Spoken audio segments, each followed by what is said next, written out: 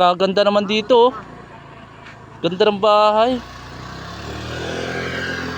Yan si kuya, oh, nagsisilpon. Oh, ay grabe. Ay, tapos. Yari ang cellphone. Kuha. Ay, nako.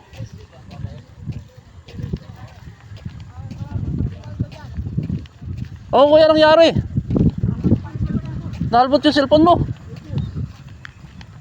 Ay, sayang naman. Pero nakuhanan ko sa dito sa ano ko, cellphone ko, nagbibideo ko dito sa ano eh.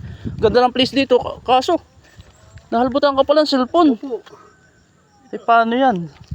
Nagbibideo lang po ako dito. Biglang may dumaan pong motor. Riding in tandem 'yun. Ay, hayop 'yan. Naku.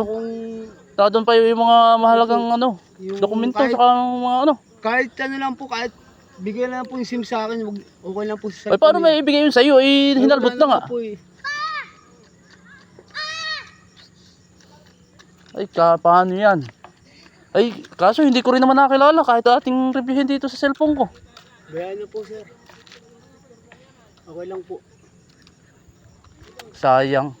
Bigla ka na, bakit ka naman dito nakapisto eh? Nagbablog po kasi ako. Ano pa-vlog ka? Opo, ay hinalbot na lang po yung cellphone ko.